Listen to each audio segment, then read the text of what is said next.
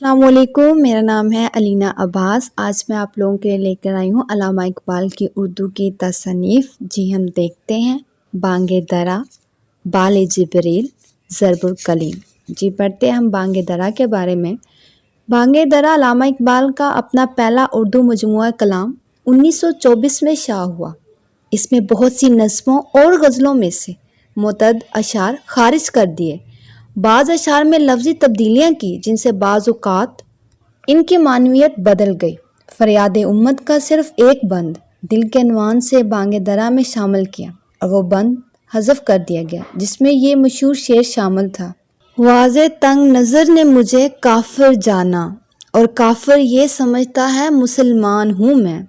بانگ درا کی شاعری علامہ اقبال نے 20 سال کے عرصے میں لکھی تھی۔ اس مجموعے کو 3 حصوں میں تقسیم کیا گیا۔ پہلا دور شاعری کی ابتدا سے 1905 تک، دوسرا دور 1905 سے 1908 تک، تیسرا دور 1908 سے 1924 تک۔ ہر دور میں پہلے نظمیں دی گئیں اور آخر میں غزلیں شامل تھیں۔ دنیا کی محفلوں سے اکتا گیا ہوں یارب، کیا لطف انجم کا جب دل ہی بجھ گیا ہو۔ مرتا ہوں خاموشی پر یہ آرزو ہے میری، دامن میں کو کے ایک چھوٹا سا جوں پڑا ہوں۔ بانگ درا میں شامل کلام کے محرکات اور مضامین میں عشق اور عقل کے تضاد اور آویزش کو بھی جگہ حاصل ہے۔ اقبال کے ہاں عشق کو عقل پر اس لیے فوقیت حاصل ہے کہ عمل کے میدان میں عشق کا جذبہ ہی پیش قدمی کا اعزاز حاصل کرتا رہا ہے، لیکن ان کے ہاں عقل کی بھی بڑی اہمیت ہے۔ اس کے بغیر خیر و شر کے درمیان امتیاز کرنے سے انسان عاری رہ جاتا ہے، مگر عشق و عقل پر صرف اس لیے فوقیت حاصل ہے کہ عمل کے میدان میں عشق کا پرزور جذبہ ہی ہمیشہ کام آیا۔ بانگ درا کی چند مشہور نظمیں خضر راہ، طلوع اسلام، شمع اور شاعر، صبح، نالہ فراق، بچے کی دعا، ہمالیہ وغیرہ شامل ہیں۔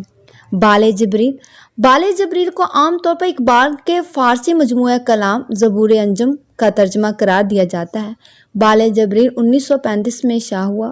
زبور انجم میں اقبال کا فلسفہ حیات مکمل صورت میں اظہار پاتا ہے۔ زندگی کے حقائق کی بڑے دلچسپ انداز میں نقاب کشائی کی گئی ہے اور قوم کے لیے بیداری اور عمل کا پیغام موجود ہے۔ یہی خصوصیات بال جبریل میں موجود ہیں۔ اس کتاب میں ملت اسلامیہ کے زوال کے اسباب اور اس کی نشاط ثانیہ کے عوامل کو موضوع بنایا گیا ہے۔ عشق اور عقل کے تصادم اور عشق کی برتری کے مضامین بھی یہاں موجود ہیں۔ اس کتاب کے ابتدائی حصے کی غزلیات کے علاوہ ساقی نامہ، مسجد قرطبہ، ذوق و شوق، اندلس اور فلسطین جیسی مشہور نظمیں بہت بلند مقام کی حامل ہیں۔ ان میں سے ساقی نامہ بہت اہم اور خوبصورت نظم ہے۔ اس نظم میں زندگی کے بیشتر مسائل پر اقبال کے نظریات کا اظہار بڑے دل نشیں پیرائے میں ہے۔ مختصر طور پر یہ کہا جا سکتا ہے کہ محرکات، شعر اور مضامین کے لحاظ سے بانگ درا ابتدا ہے اور تکمیل کی تلاش ہے، اور بال جبریل اس تکمیل کو پا لینے کا اظہار ہے۔ البتہ بال جبریل میں اقبال ہر لحاظ سے اپنے عروج اور کمال پر نظر آتے ہیں۔ یہاں پہنچ کر ان کے بیان میں پختگی اور بے ساختگی پیدا ہو چکی ہے کہ ان کا سارا کلام الہامی اور آفاقی نظر آتا ہے۔ فارسی کے الفاظ و تراکیب اب وہ بہت کثرت سے اور بے تکلف استعمال کرتے ہیں۔ ضرب الکلیم کی اشاعت 1936 میں ہوئی۔ بال جبریل اور ضرب الکلیم یکے بعد دیگر شائع ہوئے۔ ان کے درمیان کوئی فارسی کتاب حائل نہیں۔ ضرب الکلیم کی تمام نظمیں ایک خاص انداز میں لکھی گئیں۔ اس کتاب کے عنوان سے ظاہر ہوتا ہے کہ جس طرح حضرت موسیٰ علیہ السلام نے فرعونی قوتوں پر کاری ضرب لگائی تھی، اس طرح علامہ اقبال اس کتاب کے ذریعے سے دور حاضر کی فرعونی قوتوں پر کاری ضرب لگانا چاہتے ہیں۔ ضرب الکلیم کے پہلے حصے میں اسلام اور مسلمانوں کے زیر عنوان متفرق نظمیں ہیں، پھر تعلیم و تربیت، عورت، ادبیات، فنون لطیفہ اور سیاسیات، مشرق و مغرب کے عنوانات قائم کر کے ہر عنوان کے ذیل میں اس کے مختلف پہلوؤں پر متعدد نظمیں درج کی گئیں۔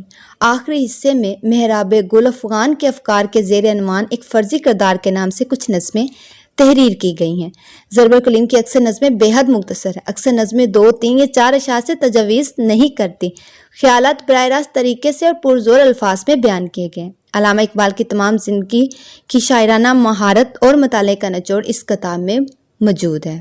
آج کے لیے اتنا ہی کافی ہے۔ انشاءاللہ نیکسٹ ویڈیو میں ہم پڑھیں گے پیام مشرق، زبور انجم، جوید نامہ اور ارغمان حجاز۔ مزید اس طرح کی ویڈیو دیکھنے کے لیے ضروری ہے کہ آپ میرے چینل کو سبسکرائب کریں۔ بہت شکریہ۔